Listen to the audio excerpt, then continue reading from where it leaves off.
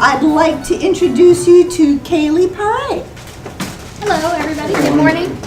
My name is Kaylee, and I am the educator at the Buttonwoods Museum just across the river in Haverhill. Have any of you visited the Buttonwoods Museum? Great. And if you haven't, you should come visit us sometime. But we also do these traveling programs. And today I've brought some of the hands-on collections that get to travel with me, and I'm going to talk a little bit about the history of the Merrimack River. But before we get started, does anybody think that they have a relationship with the Merrimack River? Any stories that really stick with you as soon as you hear that name? Watching a house float by in 1936. Watching a house float by in 1936 during the Great Flood? Yeah. Is the museum open now? The museum is now open. We're open May to October. Okay, I've got a book for it. Well, I'll start off a little bit too. I grew up on the Bradford side of the Merrimack River in Haverhill, and my grandmother was on the Haverhill side of the river. So every time we went to visit my grandmother and we went over the bridge, my parents would have my brother and I pick our feet up so they didn't get wet. It was fun at the time, but that's like my first memory of knowing like this is the Merrimack River, this is part of our heritage, part of our community right here. But if we start at the beginning of time, we're going to go way, way, way back, about 11,000 years actually, to before the last ice age. And this area was covered by a glacier about a mile thick, a mile above us, and it was called the Laurentide Glacier. And I have a little map that I will pass around to everybody on how far the Laurentide Glacier covered on North America. But the geologists think that the Merrimack River is actually older than the last ice age. Before the glacier covered this area, they think that the Merrimack River emptied into the Atlantic Ocean about where present-day Boston is. But then we were covered by the Laurentide Glacier, and as the glacier receded, it changed the landscape. It moved boulders and rocks and etched in and changed the way that the land was set up. And it changed the course of the Merrimack River. We then got this little bend by Lowell and Nashua, and it now empties into Newburyport instead of Boston. Now, the river itself begins in Franklin, New Hampshire, and it empties into Newburyport. The river is 117 miles long, and it has played a role in not only shaping the environment of this area, but also the lives of all of the people who've lived in what we call the Merrimack Valley. The first people to live in this area were Native Americans. Those that lived in this area specifically were part of the Pennacook Nation. And the Pennacook owned small farms, they grew plants, they hunted in the forests, and they built their homes along the Merrimack River. One of the key parts of their villages were their gardens, and in those gardens, they grew what today anthropologists call the Three Sisters. The Three Sisters are corn, beans, and squash, and together they grow really well. Those plants help each other grow. The corn stalks will grow straight up and very tall. The beans will wind their way around the corn stalks, and the squash with those big leaves will spread out flat along the ground and prevent any weeds from growing in because the big leaves will cut off the sunlight. So they help each other, and when you eat them, you have a balanced diet. You get the protein, the fiber, the nutrients, everything you need. You could survive on corn, beans, and squash. And I brought a couple examples for you. I brought a squash. Squash. Lightweight. And I brought a corn. Pretty dry, yeah. Both of these are real, but they've been dried. Unfortunately, the beans I always seem to lose, so I just haven't gone out and got new beans yet. But they're small, so they always fall through the holes in my basket or get slipped through fingers, and I never get them back. So you know what beans look like. In addition to me today. using the river for watering their garden. They also use it to fertilize their garden. So I brought a fish. He does not bite. He's very friendly.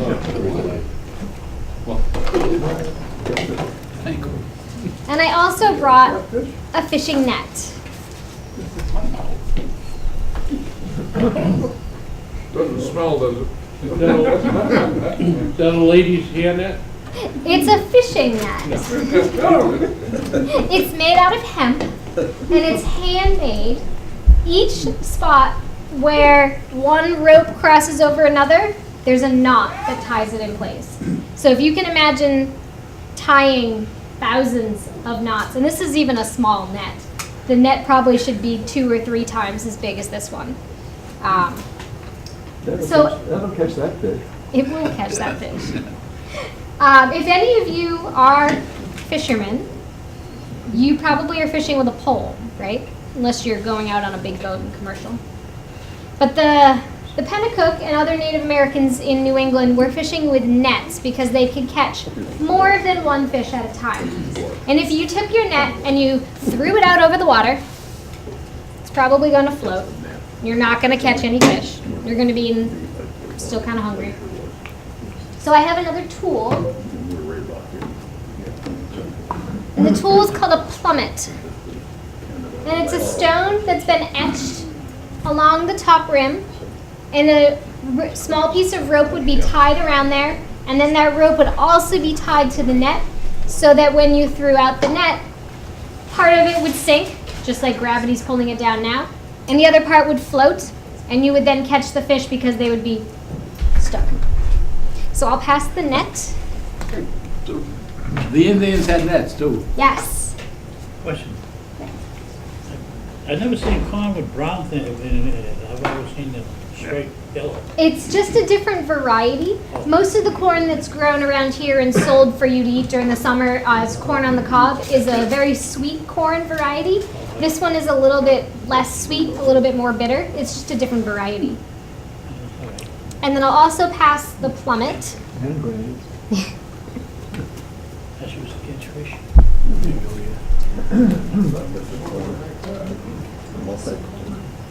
I also have a small little diagram on how the net works in action. So you can see the plummets are sinking down at the bottom. They're tied to a string that attaches to the net that goes straight across, and the fish get caught.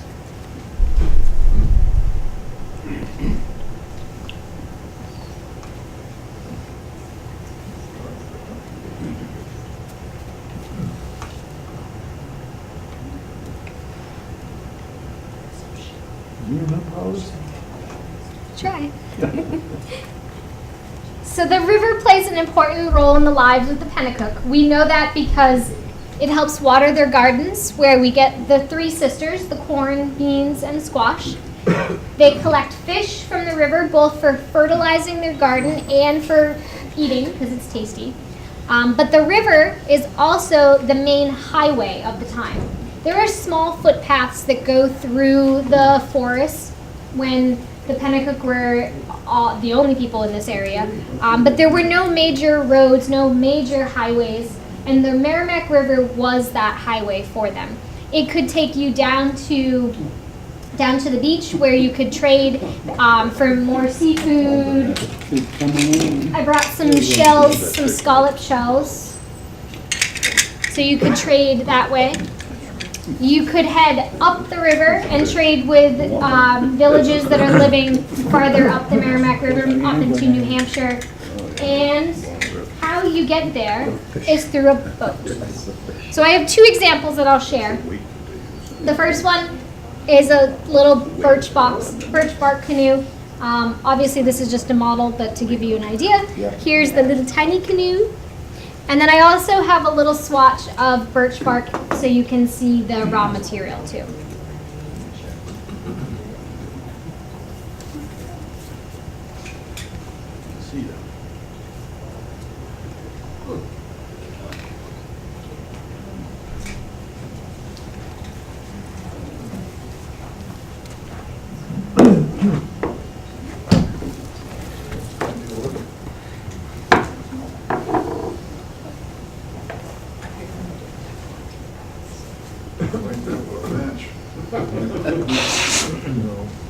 What is it?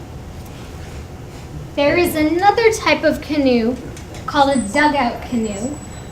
In the Wampanoag language, which are the native people along Cape Cod and the islands in southeastern part of the state today, the word that they use for the dugout canoe is called a mashoon.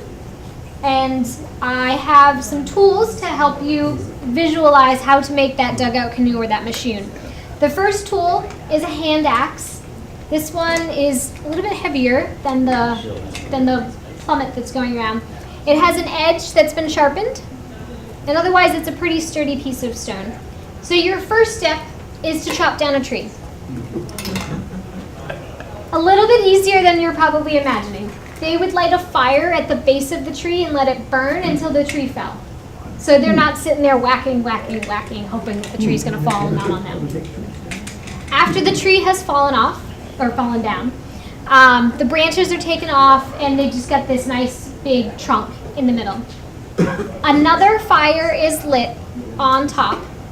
It's burned a little bit, then they put it out with water, and then they take the hand axe and they dig out all that ash, and then they light another fire, and then they put it out, and then they dig out that next layer of ash, and they keep going until it's deep enough that somebody can sit inside it. But you will have that same piece of sturdy wood that's on the bottom and on the sides, and you will have taken off the top and the inside. And I have some pictures too. But here's the hand axe.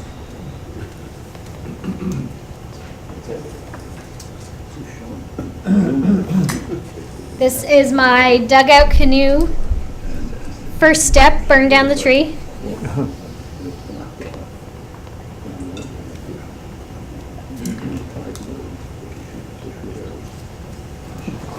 Second step, light the fire, put it out, dig out the ash.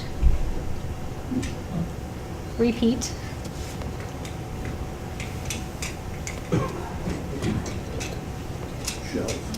Final step, you have a finished canoe.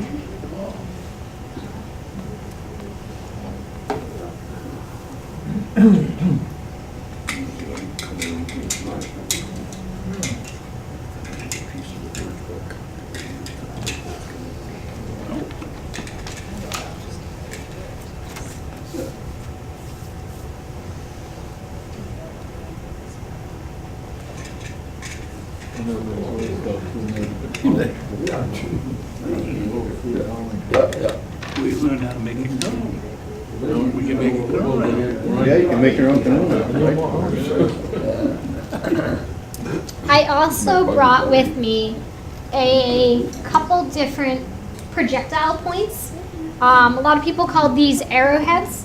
That's a little bit limiting because some of the bigger ones, this one or larger, would be on a spear. So both the spear and an arrow are projectiles. They fly through the air. And these are the points that go on top. So archaeologists call them projectile points, but they're all handmade. I'll pass these around.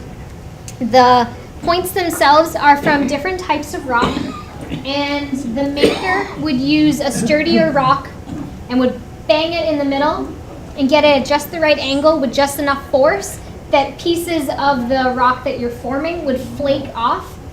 And eventually the finished product is sharp on the edges, thin on the edges, and thick and sturdy in the middle so that you have a weapon. So those are some of the ones that we're able to handle. I also have a photo of some of the other points that are at the museum. And I realized looking at this title, I forgot to mention, the Pennacook people called this area Pentucket. It means land of the winding river. So the Merrimack River comes in even in the way that they describe their homeland. And I'm sure you've heard the word Pentucket around here. Yeah.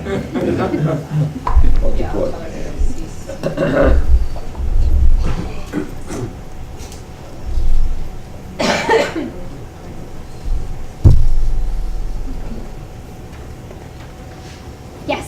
Question. I remember growing up, my grandfather said something about years and years ago, the Merrimack River, and a certain time of year, they used to get like whales, sharks, and a lot of those big fish. Up the river? Wow. Not didn't come up that far, but they did come into the river. So they need to let it know that they said it's a pretty big, the small whales, they're okay. Bring the bait. Yeah, that's really interesting. I haven't heard that before. Yeah, and some of the other little whales and some of the other big fish, I can't remember their names. I just looked at my notes, and my next point that I was going to make was that the river is tidal up to Haverhill. And I know that when I've been sitting outside, the museum itself overlooks the Merrimack River. So sometimes I will sit and have my lunch and kind of watch the jet skis go by during the summer and the other motorboats. But you can see that the river changes direction, even up to where we are in Haverhill and Groveland. Sometimes the water is rushing down. Sometimes it looks like it's moving more up too. Canoes. If you canoe it, you really know, you can really feel that in a canoe. Well, you can tell by the boys which way they're in Set it on to. fire Yes. and burn The red and the green boys.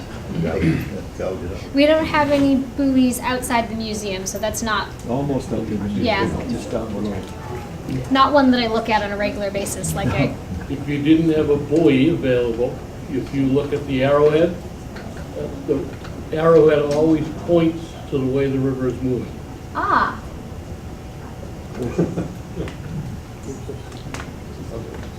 Curiosity question. sure. How dense was the population of Indians? How many live in this general area? Pictures That's in the actually a museum hard collection. question to answer. Oh, I figured it would be. Things that they I mean, Historians and anthropologists have figured out that they think the whole Pennacook Nation, which goes from the White Mountains to Ipswich, so that's a pretty far distance, but the whole Pennacook Nation was about 24,000 people at its height. By the time 1600 rolls around, there have already been a series of fishermen that have come over from France and England, and they stay for a short period of time. They come for the season, they fish, they load their ships up, they trade with the natives, then they go back. In addition to trading all of the metal goods and other European things, they also share a lot of diseases. So even before the Mayflower, there's already been a huge loss of population from those European diseases that the native people just had no immunity to. Even before the Mayflower. So even before permanent settlements were established here, by the late 1500s, we've already been trading with the native people. Fishermen were coming over, and there's already been a loss of population. By the time the 1600s are about halfway through, so most of the towns in this area have had at least some settlement. Maybe they're not an established community on their own, but there's at least somebody that's walked through the area. The population falls down to about 10,000. By the time the 1600s are over, the population is about 2,000.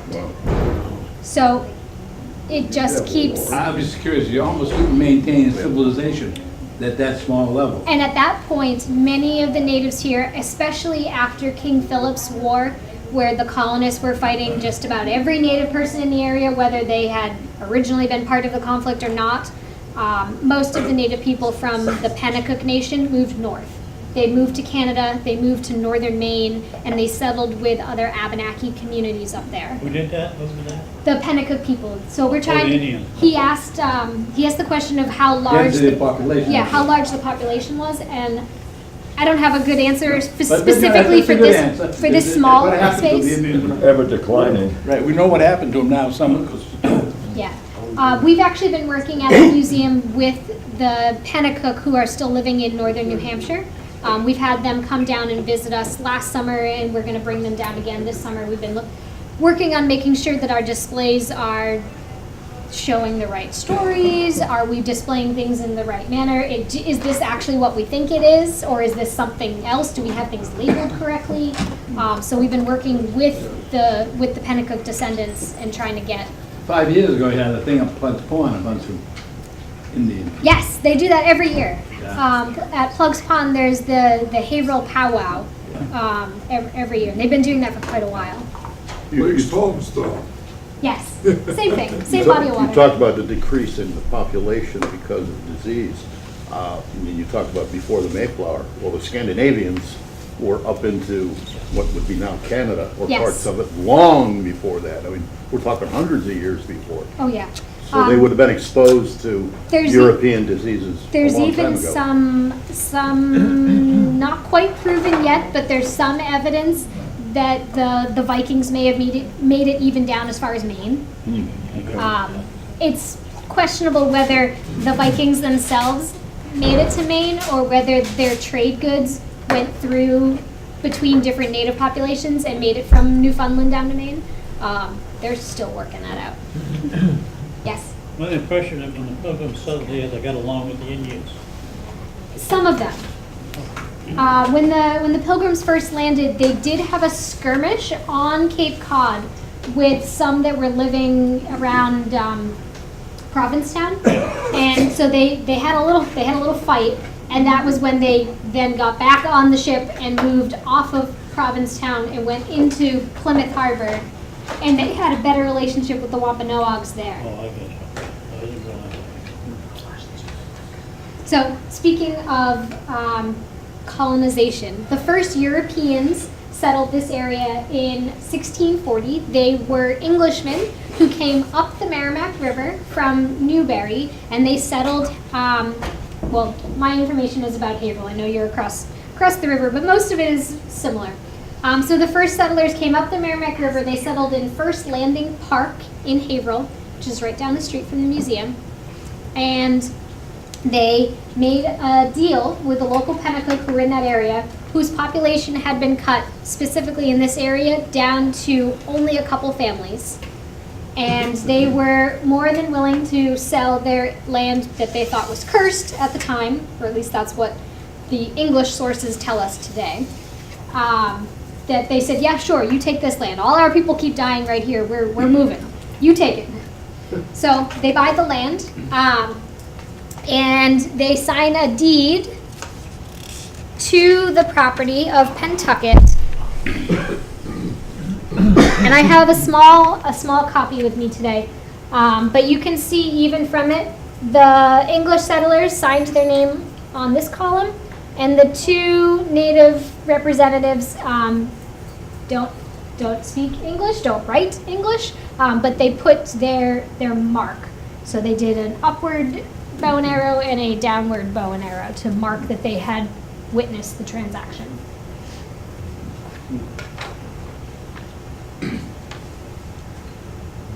Question. Yes? My impression is the Pilgrims came here from England, or religious freedom. Half of them. Half of them. Half of the ship were part of that separatist church that were looking to worship how they saw fit. The other half were business people looking to make some money.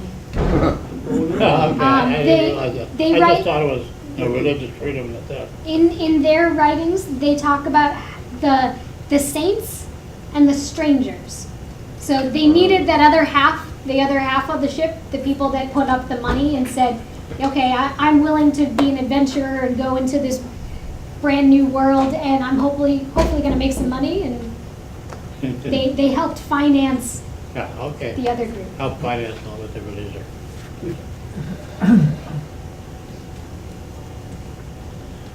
Comes down to money every time. So you may be familiar with the shoe industry in Haverhill, and I'll get to that in a little bit. But it's actually not the first industry that Haverhill was known for. Shipbuilding was Haverhill's first big industry. So the original settlers, most of them were farmers, but eventually we started to build shipyards along the Merrimack River and produced much larger boats than you would think we would this far up the river. But we had sloops, which were 25 feet long, fairly deep vessels. There's one that's called the Abigail, and I wish I brought a photo of it with me, but I'm just remembering it now. But the Abigail was a ship that was built in Haverhill in 1809, and I have a volunteer at the museum who likes to build models, and he built us a model of the Abigail from the research that he found. So it's a cool vessel, and you have to come to the museum to see it. But there were, and I need to double check my numbers. There were 3 shipyards that were built in Haverhill during the 1600s. Most of them were in Rocks Village. There was also a ferry service that went between Rocks Village across the river into various points. Thomas Cottle, I'm sorry, Thomas Cottle, could be. Cottle Ferry. Yeah, I don't have the name in There's still front a of me, Cottle's but Creek in Haverhill. that probably right then. Out on the Merrimack. Yeah. And the other types of boats, in addition to the ones that were built here in Haverhill, there were also boats that were called gondolas that traveled up and down the Merrimack River, and those were your tractor trailer trucks of the day. I have a photo of a 19th century gondolo. And gondolas are flat-bottom boats that are equipped to carry lots of cargo on their bed. They ride fairly close to the waterline. They're not deep at all, so they can go into the shallow waters of a river. They also have a sail that has a very short mast and a very long yard arm. So on an ocean-going vessel, you will have the mast that goes up really tall, and then you will have smaller yards that hold the sails, and they get lowered and raised as needed. But on the gondolo, the mast itself is only about 5 or 6 feet tall, and then the yard arm is ginormous. And you can see in that picture the length of the yard arm, so that the sail is triangular, and they can pull it down really quickly, scoot under a bridge, and then pop it up again. Because if you didn't have that, you would break your mast every time you went under a bridge. And you wouldn't be in business for very long.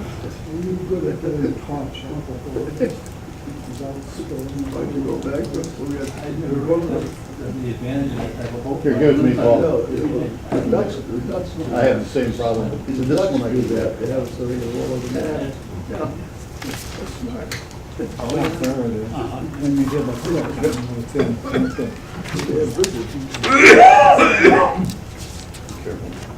There's also a company, they're a nonprofit, in Portsmouth, New Hampshire, that has recreated a gondolo, and they have made a few adjustments. They followed the 19th century patterns as well as they can, but they've made a few adjustments so that they meet Coast Guard certification, and you can actually go out on the Piscataqua River and ride on their gondolo.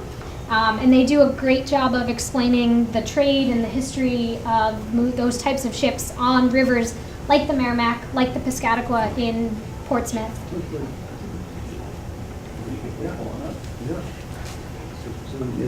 I also have a couple other smaller photos, drawings.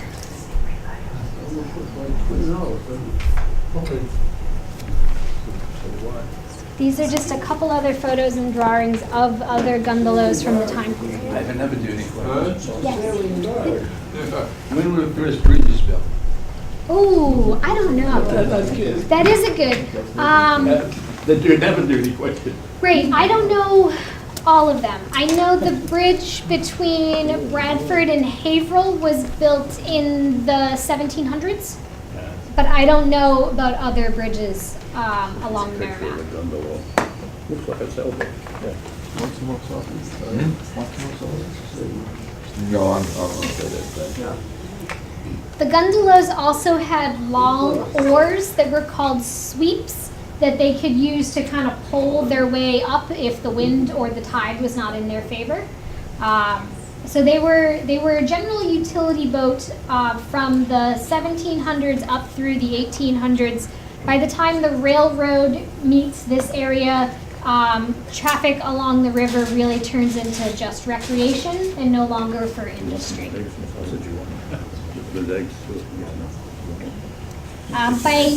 By 1810, so this is the end of Haverhill shipbuilding time. By 1810, there were only 9 ships that were built in Haverhill along the Merrimack River.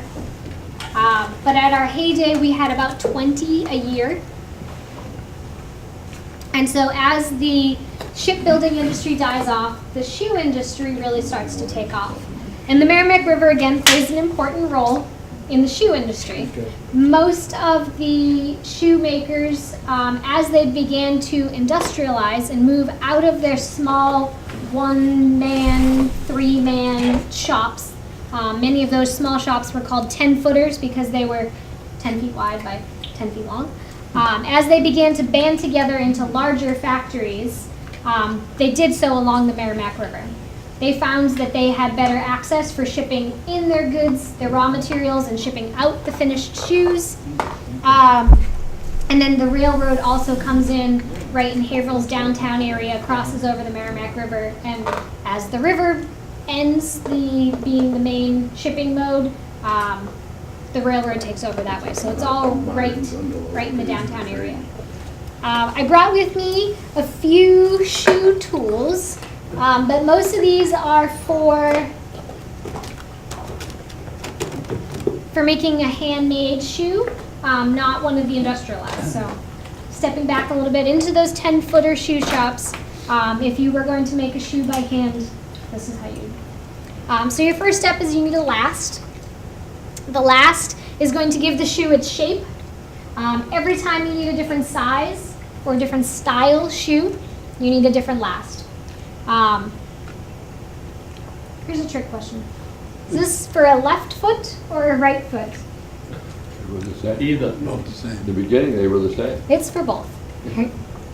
Up until the mid-1800s, your shoes were not made for left or right. They were made for either foot. And as you wore them, like you might do with a pair of slippers today, as you wore them, they would begin to mold to the shape of one foot or the other. But they took a little bit more breaking in.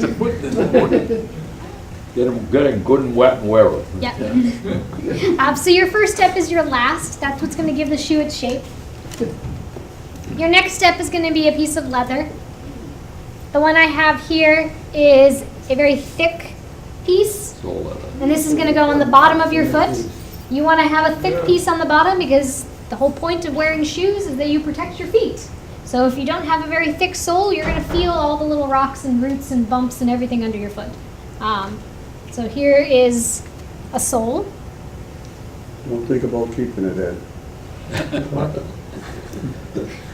Your next piece is going to be more flexible than that last one because while you want the bottom to be hard, you want the top to be a little bit softer because you want to be able to get your foot into the shoe.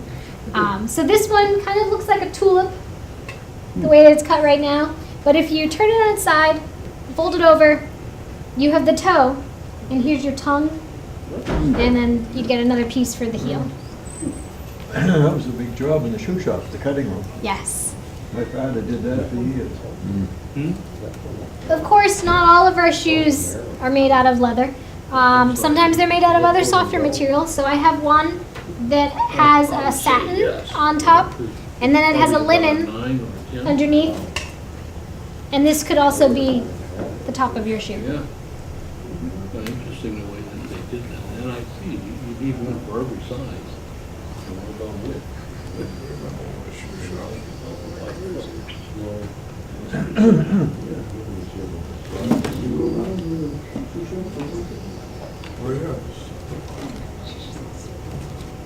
So as you, yes, Is this one still on? yes, It is? Yes, with machinery. it's a women's shoe. And then the sole that's coming around goes to a men's shoe. Okay. I was kind of grabbing things quickly. I have soles that match that women's last, but I ended up taking the men's and not the women's, and they don't match. Yes. Nice and soft. I was originally from Merrimack. I'm talking about shoes. My father worked for a company that count them over. More like envelopes. They used to have a piece of leather, they had to put in the machine and bent it down so it had a curve in the heel part of the shoe. It's the last. It was Forming funny. a shoe. Funny. I don't know what it was like. You know the top part of it, when you can pull up, Right. all the count them over. So after you have cut out the leather that you need for the sole of the shoe, that's the bottom, or the upper, which is the top of the shoe, You will then need to attach them to each other. So your next tool is called an awl, and it will help you make the holes in the leather. If anybody has ever tried to sew leather by hand, not using a machine, you will have some difficulty, so you need a tool to help you. And then the bottom of the shoe may be held together with stitching. It may be held together with wooden pegs. If you're using the wooden pegs, you need a pegging hammer.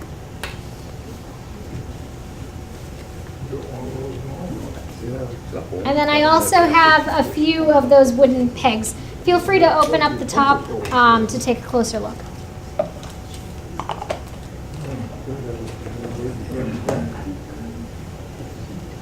Well, I guess I was inside of it.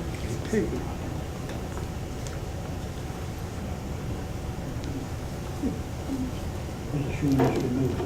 Down south? Where'd the shoe industry go? Down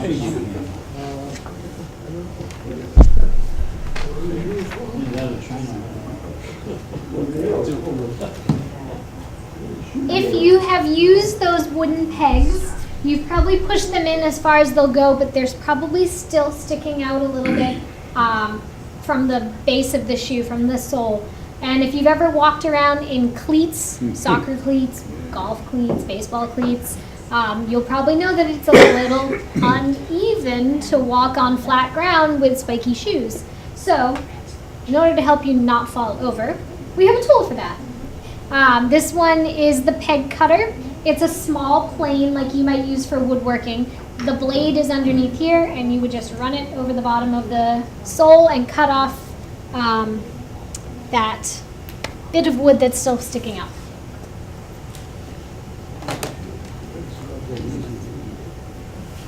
I'm kind of condensing the whole process. Yes. The shoe industry is up here. Did they move down south, or where have they gone? Much of the shoe industry moved overseas, especially after World War II. Exactly. Beginning in the 1920s, when women's shoes in particular, Haverhill was known for the women's shoes that they made. And as women's shoe fashion started to change much more quickly, today they call it fast fashion. So it's like a new season. I want a new dress, a new pair of shoes, whatever it is. You don't just wear the same thing over and over until it wears down, and then mend it, and then wear it over and over. You just keep changing and buying new things. Haverhill shoe industry couldn't keep up. The equipment. That was a labor problem. There were labor problems. There were equipment issues that they couldn't get the products to market fast enough because of some of the labor problems, but also because some of the equipment and the styles just weren't able to keep up with the demand for how fast fashion changed starting in the 20s. World War II did help out. We did make a lot of the shoes and other things that went off to the armed forces during World War II. But once the war was over, the U.S. government was promoting Reconstruction in Europe, and a lot of the shoe factories ended up moving to Eastern Europe. Italy especially. Yeah. Italy really blew into other shoe industry. I'm the fourth generation in a company that built the cutting services for shoes. Yeah. And we saw the thing tank. I shut it down in '57 after my father died. Yeah. The last shoe industry and the last shoe company in Haverhill closed in 1991. They were Allen Shoe. My father was a shoe cutter during World War II. They were making shoes for the Army, naturally. And he had a chance to get a better job. And you had to get a release from a job like that in order to change jobs. Yeah. And he was cutting shoes, and they wouldn't release him. And he says to the boss, he says, "You will when you see the shoes I cut tomorrow." And he got a better job the rest of his life. Yes. Well, when I was serving down south of station, and some of the shoe industry was in that area. So I was asking them, just out of curiosity, how it's working out. One drawback, when the shoe industry moved down south, As soon as it comes to hunting season, nobody shows up and works. The hunting is more important than the job. The shoe shops are kind of seasonal too, a lot of layoffs. Yes. Yeah, you loafed as much as you worked.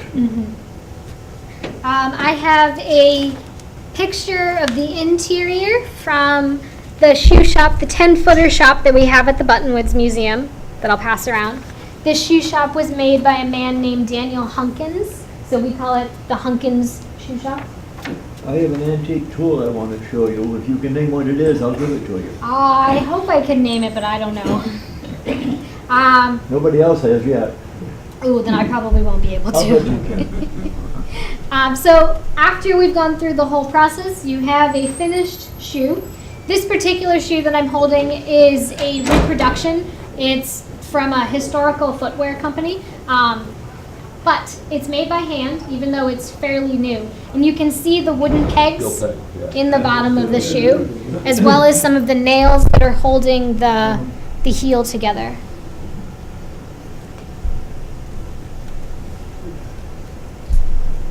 And then I also have a ladies' shoe that's from the 1880s. This one is actually historic. And it was a design that was very popular. Every woman had a pair of these in her closet. And actually a couple years ago they came back in style. I started seeing them in the shoe stores again. What was the advantage of the long heel for the female? Looks? Yeah. You're a little bit taller. They accentuate the back part of your leg. The same with the pointy toe on the shoes. They tend to make your whole front look longer and streamlined. They also give you bunions. Don't wear them every day.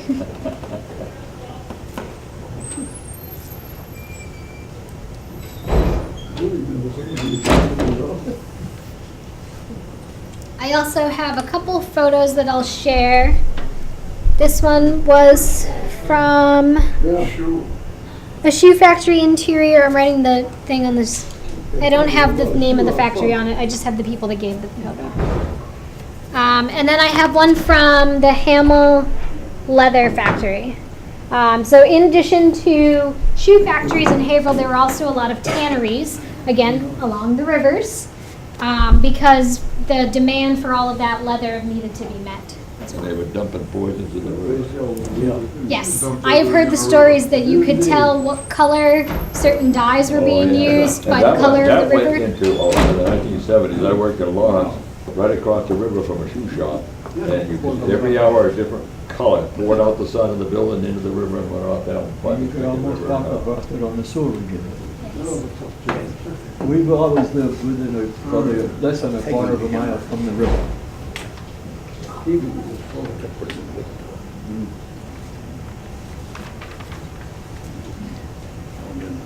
never knew they peg shoes there. So by the 1880s, Haverhill gains the reputation of being the Queen Slipper City. And that reputation comes from the quality of the women's slip-on or slipper shoes that were made across Haverhill. If you visited recently, and by recently I mean in the last 10 years or so, you've probably seen the giant shoes around town. Those shoes were put together by a group called Team Haverhill. They're a volunteer organization in town that do a lot of public art projects and other community enrichment programs. But the shoe forms are based off of actual shoes that are in the Buttonwoods collection.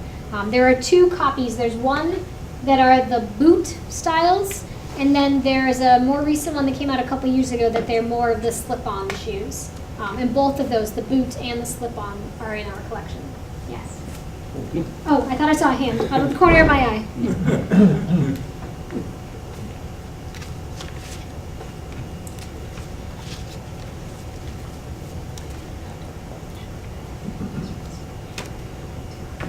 So we talked a little bit about some of the pollution that came out of the river, but it was not only just the pollution from the shoe factories or the textile mills in Lowell and Lawrence and Manchester and Nashua. There's also a lot of human pollution that ended up in the river. by the 1870s, human waste and runoff had contaminated most of the wells that were in Lowell, so that they had to use the Merrimack River for their drinking water. But the Merrimack River was also where a lot of the contamination was also ending up. So they had to filter the river water, and many of the sewage systems dumped directly into the river.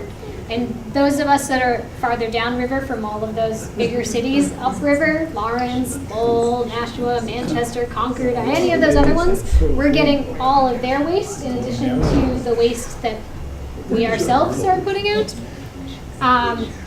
In the 1920s, 12 million gallons of Lowell raw sewage entered the Merrimack River every day. You could see it broken down. There's evidence that there were sometimes certain diseases that traveled downriver from one city to the next. As somebody got sick up in New Hampshire, and then somebody gets sick in Lowell, and then they get to, yeah.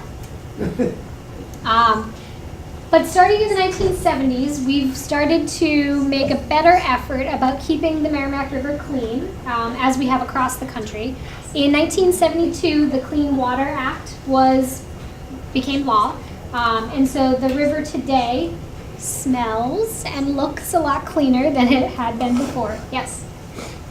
Well, I was involved in the yacht club 3 years ago. They have been cleaning up the river. It's now 80% clean.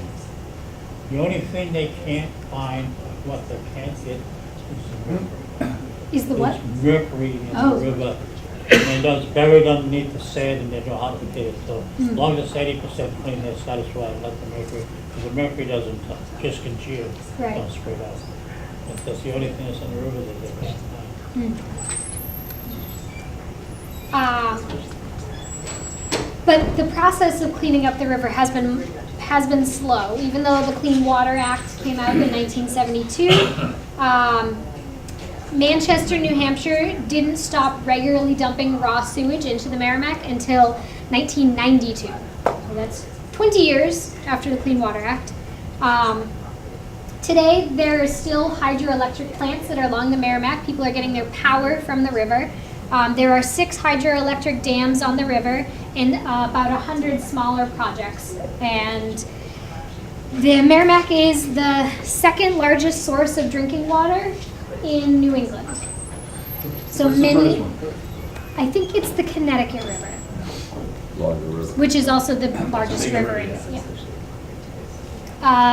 So that's, and that the drinking water the drinking water serves a total of 300,000 people within New England get their drinking water from the Merrimack today. And that's about what I have. The only other thing that I didn't pass around was the kids' map to the Merrimack River. If anybody wants to take a look, I'll pass this one around too. But in the meantime, I can try to answer questions and comments, stories. I have a question, nothing to do with this program though. What happened to that tree that they fell down? Yeah, so we had a tree on the property of the museum that we called the Worshipping Oak. We believe that tree was where Haverhill's first church congregation met before they built a building. So our estimates place it at about 400 years old.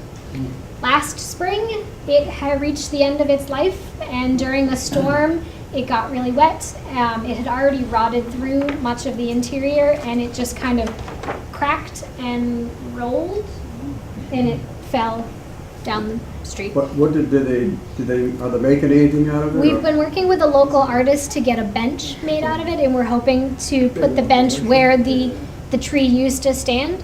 We're also planning on planting a new oak tree in a similar location, so we will be having a ceremony for that, the new planting coming up in June during our annual meeting.